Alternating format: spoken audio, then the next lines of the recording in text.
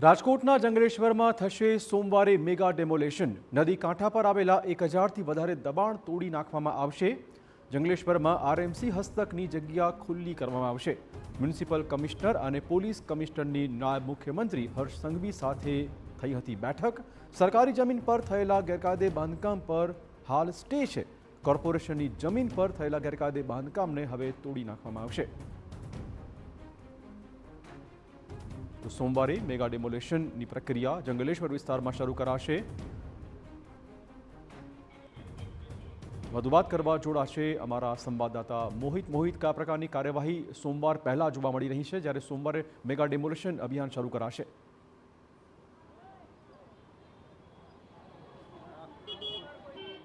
ચિરાગ, સૌપ્રથમ આપણે સીધા દ્રશ્યો બતાવવા માંગીશ। રાજકોટના જંગલેશ્વર વિસ્તારના દ્રશ્યો છે કે જ્યાં અત્યારે રાજકોટ મહાનગરપાલિકાના જે અધિકારીઓ છે તે સ્થાનિક આગેવાનો છે તેમને સાથે રાખી અને લોકોને સમજાવવા માટે પહોંચ્યા છે કે આવતા શનિ અને રવિ સુધીમાં તેઓ સ્વેચ્છાએ જે પોતાનું ગેરકાયદેસર બાંધકામ છે તે દૂર કરી દે, કારણ કે સોમવારે મેગા ડિમોલેશન છે તે હાથ ધરવાનું છે। રાજકોટના આજી નદીના કાંઠે આવેલો જંગલેશ્વર વિસ્તાર છે અને અંદાજિત 1000થી વધારે મકાનો છે તે તોડી પાડવા માટેની નોટિસ છે તે આપી દેવામાં આવી છે અને આખરી નોટિસની પણ સૂચના છે તે આપી દેવામાં આવી છે। સ્થાનિક આગેવાન જે રહીમભાઈ સોરા છે, આપણે તેની સાથે વાત કરીશું। રહીમભાઈ, શું કહેશો? લોકોને સમજાવવા માટે પહોંચ્યા છો, સોમવારે મેગા ડિમોલેશન છે ત્યારે? સાહેબ, એમ મેગા ડિમોલેશનનું તો નથી કહેતા। અત્યારે એમ કહે છે કે અમે જો આવશું અમારા જેસીબી લઈને તો તમને નુકસાની વધારે જશે। એટલે અમે આ લોકોને કહેવા આવ્યા છીએ કે જો તમારું રોડમાં થોડું કપાત છે એ તમારા હાથે પાડી નાખો તો જેસીબી, સરકારી જેસીબી આવશે તો એનું તો કાંઈ નક્કી નહીં કેટલું પાડી શકે, એટલે વધારે નુકસાન ના થાય એના માટે અમે લોકોને સમજાવીએ છીએ। કેટલું ડિમોલેશન આ સોમવારે જે ડિમોલેશનની વાત છે, કેટલું આ વિસ્તારમાં ડિમોલેશન થવાની શકે? આ લોકો તો કહે છે ડેમોલેશન કહે છે તો બહુ મોટું છે, પણ અત્યારે અમે ઓછામાં ઓછું થઈ શકે ને આ લોકો અમે રજૂઆત પણ એવી કરી છે કે આ રમજાન મહિનો છે તો 1 મહિના પૂરતી હજી મોહલત આપે તો રમજાન પછી જે ડિમોલેશન આવે એવું અમારી રજૂઆત છે। સ્પષ્ટપણે એટલે તમે જે પ્રકારે દ્રશ્યો અત્યારે જોઈ રહ્યા છો કે જે રાજકોટ મહાનગરપાલિકાના અધિકારીઓ છે તેઓ જે સ્થાનિક આગેવાનો છે તેમને સાથે રાખી અને લોકોને સમજાવવા માટે પહોંચ્યા છે। લોકોને જે માહિતી છે તે આપવામાં આવી રહી છે કે જે સોમવારનું જે ડિમોલેશન હાથ ધરાવવાનું છે આ ડિમોલેશન છે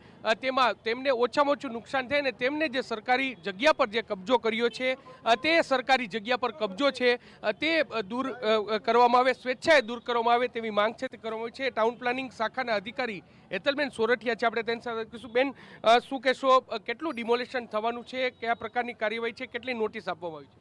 અત્યારે કેટલી નોટિસ છે તો અંદાજે મને આંકડો નથી ખ્યાલ, કારણ કે અમારી 6-7 ટીમ આજે ફિલ્ડ ઉપર ઉતરી છે। જેવો અમને આદેશ આપવામાં આવ્યો છે એ પ્રમાણે હું આ જે સ્ટેજ છે એ સ્ટેજ પર અમે રહેવાસીઓને અમે જાણ કરવા આવ્યા છે કે આવું સરકારે નિર્ણય લીધેલો છે તો એ સ્વેચ્છાએ દૂર કરતા હોય તો સારું, જેથી લોકોને નુકસાન ઓછું થાય એવી અમારી અપેક્ષા છે। આખરી નોટિસ આપી દેવામાં આવી છે બેન, જે પ્રક્રિયા હોય તે કઈ રીતની પૂરી કરવામાં આવી છે? એ પ્રક્રિયા વિશે આપણે કોર્પોરેશનથી જાણ લેવી પડશે, એની હું પૂરી માહિતગાર નથી। અત્યારે તમે શું કામગીરી કરી રહ્યા છો? અત્યારે અમે બસ આ જાણ કરવા આવ્યા છીએ અને સોમવારથી અમને દૂર કરવાનો આદેશ છે। સ્પષ્ટપણે એટલે ટાઉન પ્લાનિંગ શાખાના અધિકારી છે તેઓ પણ જે લોકોને હાલમાં જે વિનંતી કરવા માટે પહોંચ્યા છે કે તેમને જે ગેરકાયદેસર બાંધકામ કર્યું છે તે ગેરકાયદેસર બાંધકામ છે તે જલ્દીમાં જલ્દી દૂર કરી દેવામાં આવે, જેથી કરીને સોમવારે જ્યારે મેગા ડિમોલેશન છે તે થવાનું છે તે ડિમોલેશનમાં તેમને ઓછામાં ઓછું નુકસાન થાય। કાકા, તમારી દુકાન છે, શું મહાનગરપાલિકાના અધિકારી કહેવા માટે આવીએ છે, કેટલું તમારી કપાત થઈ છે? મારે પૂરી દુકાન જાય છે। હા, પૂરી દુકાન વહી જાય છે। કેટલા વર્ષથી આ તમે છો? હું જંગલેશ્વરમાં રહું છું 53 વર્ષથી। બરાબર। તો બાકી આ દુકાન કરી છે 2-2.5 વર્ષથી। જો જાતિ જિંદગી હવે આ બધી જે પોઝિશન થાય છે એ સારું નથી, જેટલું બને એટલું ગરીબોનું ધ્યાન દે તો સારું। ડિમોલેશન ન થવું જોઈએ એવું માનો? ના, ડિમોલેશનમાં જે સરકારને અધિકારીઓને જે જરૂરત રહે છે એ ભલે જે કાંઈ કરે એનો વાંધો નહીં, પણ થોડુંક સમજીને કરે। દાખલા તરીકે મારે 2 ફૂટ રહીએ છે, હું 2 ફૂટ રહીએ છે એની જગ્યાએ કંઈક 5 ફૂટ જેવું થાય તો હું કરી શકું ધંધો, બીજું કાંઈ નહીં। આટલા વર્ષોથી અહીંયા રહી છે, હવે ગામમાં કે ક્યાંય ભાડે તો રહી ગઈ એમ નથી। 10,000 રૂપિયા ભાડું આ ઉંમરે મારે ક્યાંથી 10,000 કાઢવા? દીકરીવાળું ઘર છે। સ્પષ્ટપણે એટલે જે સ્થાનિક જે આગેવાનો છે તે કહી રહ્યા છે કે ઓછામાં ઓછું નુકસાન થાય તે માટેની વિનંતી કરવામાં આવી છે. બીજી તરફ જે રહીશો છે તે કહી રહ્યા છે કે લાંબા સમયથી એટલે વર્ષોથી તેઓ આ વિસ્તારમાં જ રહે છે, ત્યારે સરકાર છે તે તેમની કોઈ રહેમ રાહે કોઈ નિર્ણય લે તેવી પણ માંગ છે તે કરવામાં આવી રહી છે. રાજકોટનો જંગલેશ્વર વિસ્તાર કે જે ખૂબ જ ગરીબ અને પછાત વર્ગના લોકો છે તે આ વિસ્તારમાં રહે છે, અને તેની વચ્ચે જે રાજકોટ મહાનગરપાલિકા હસ્તકના જે પણ 1000થી વધારે મકાનો છે તે આ ડિમોલેશન છે તેમાં દૂર કરવાના છે.